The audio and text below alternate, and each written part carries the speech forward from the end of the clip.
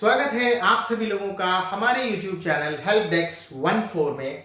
आज हम लोग क्या पढ़ने वाले हैं? Class 8 history chapter 1। चैप्टर का नाम होने वाला है हाउ व्हेन वेयर। उसके अंतर्गत जो हमारा टॉपिक होने वाला है that is problem in the periodisations of James Mill. इसके पहले कि हम इस चीज को स्टार्ट करें, अगर आपने सब्सक्राइब नहीं किया हुआ है तो चैनल को सब्सक्राइब कर दीजिए। नोट्स आपको डिस्क्रिप्शन में मिल जाएंगे, वहां से आप आसानी से डाउनलोड कर सकते हैं। तो चलिए हमारे चैप्टर को स्टार्ट करते हैं। तो भैया क्या है हमारे पास? Problem in the periodisations of James Mill. James Mill के बारे में पिछली वीडियो में हमने देखा हुआ है, पढ़ा भी है उसको, लिंक आपको डिस्क्रिप्शन में मिल जाएगा, वहां से आप उस चीज को चेक कर सकते हैं। तो प्रॉब्लम्स क्या थी वो हमने डिस्कस किया था। तो जाहिर सी बात है कि किसी चीज में अगर प्रॉब्लम्स हैं, लिमिटेशंस हैं, तो जाहिर सी बात है लोग मूव ऑन करते हैं, कोई दूसरा रास्ता देखते हैं, समझते हैं, है नहीं? तो यहां भी हम लोगों को कुछ ऐसा ही देखना और समझना है। देखिए क्या है कि due to the limitations of periodizations offered by James Mill, moving away from British classification, historians have divided Indian history into ancient, medieval, modern. देखिए क्या है कि क्योंकि लिमिटेशंस थे जेम्स मिल वाले में, हमने देखा था कि वो रिलीजन के अकॉर्डिंग, रिलीजियस बेसिस पर वो हिस्ट्री को डिवाइड कर रहे थे। तो उसमें कई लिमिटेशंस थे। कैसे लिमिटेशंस थे? अगर हम मुस्लिम वाले टाइम पीरियड की बात करें तो क्या वहां पर हिंदू रूलर्स नहीं थे? बिल्कुल थे, बिल्कुल थे। तो आखिरकार कैसे हमने उसको मुस्लिम के बेसिस पर जो है उसको पीरियडाइज कर दिया? हिंदू वाले टाइम पर क्या मुस्लिम रूलर नहीं थे? बिल्कुल थे। तो फिर कैसे हमने हिंदू के अकॉर्डिंग उस चीज को कर दिया?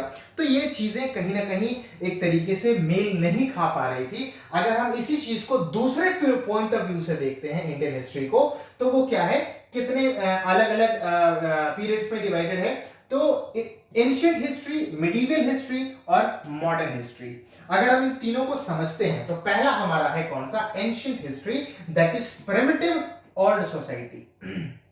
बड़ा ही सकुचित जीवन जीते थे इस वाले वक्त, इस वाले टाइम पीरियड में। अगर हम बात करें तो may be possible 700 BC 800 BC के अप्रॉक्स का टाइम पीरियड इसमें कंसीडर किया जाता है, जो क्लास 6 में आपको भर भर के पढ़ने को मिला होगा।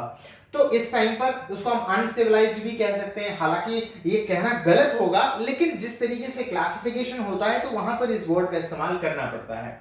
और अगर बात करें हम मिडिवियल टाइम पीरियड का, तो क्या कहा गया है कि ये वाला ना ही एंशिएंट है और ना ही मॉडर्न है, बीच बिचौलिया है। दैट मींस उसको एंशिएंट भी नहीं बोल सकते, मॉडर्न भी नहीं बोल सकते। और ये कौन सा टाइम पीरियड है जो हमने समझा है ना कि वो सुल्तानेट का टाइम पीरियड है, दैट मींस मराठास वगैरह का जो टाइम पीरियड था, तो वो हमारा कौन से में आता है? मिडिवियल हिस्ट्री में आता है। और अगर हम लोग मॉडर्न हिस्ट्री की अगर बात करते हैं तो मॉडर्न हिस्ट्री, जैसा कि हमने बताया था, ब्रिटिशर्स के आने के बाद का जो वक्त है पूरा, वो हमारा मॉडर्न हिस्ट्री में आता है। लेकिन देखिए यहां पर क्या बात लिखी गई कि associated with the growth of modern forces, science, reasons, democracy, liberty and equality.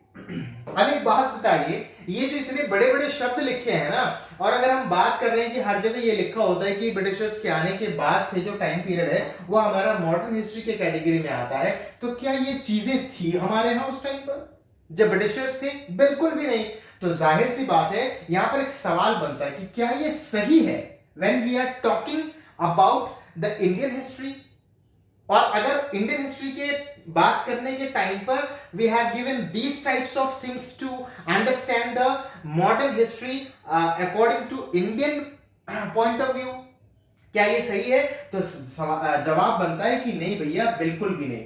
ये जो चीजें दी गई है ना, यहां पर डिस्क्राइब किया गया है मॉडर्न हिस्ट्री को, वो वेस्टर्न प्रोस्पेक्टिव से है, वेस्टर्न प्रोस्पेक्टिव से। दैट मींस अगर आप बात करेंगे इस टाइम पीरियड का, तो आप जब क्लास 9 में जाएंगे तो आप देखेंगे क्या वहां पे बहुत सारे अलग अलग अपहीवल्स, रेवोल्यूशंस वगैरह हमको देखने को मिलेंगे इस टाइम पीरियड्स में। और कई जगहों पर रेवोल्यूशंस होती भी हैं, और इन सारी चीजों पर उनको दैट मींस इनके बेसिस पर लोगों को मिल भी जाता है, स्वतंत्रता मिल जाता है, लोग आजादी तरीके से जी रहे होते हैं, अपने मुताबिक अपने चीजों को व्यक्त कर रहे होते हैं, ये सारी आजादी उनको वहां पर मिलती है।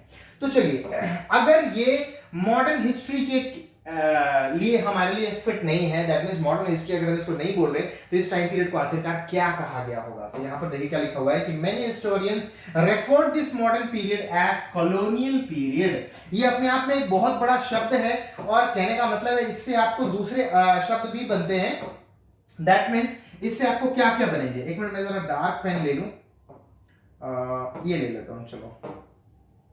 ये जो हमारा कॉलोनियल पीरियड है, इससे आपको कॉलोनाइजेशन या फिर कॉलोनियलिज्म, ये जो वर्ड्स है ना इतने बड़े बम फूटने जैसे साउंड करते हैं, तो ये वर्ड्स अपने आप में एक बहुत बड़े पैराग्राफ को डील कर सकता है, अब करता भी है। ये आपको आगे क्लासेस में भी मिलेगा। वैसे आपको हम कॉलोनियल पीरियड क्या है वो भी आपको हम समझाएंगे, लेकिन ये सब कुछ आपको नेक्स्ट वीडियो में पढ़ने को मिलेगा। तब तक के लिए थैंक यू वेरी मच।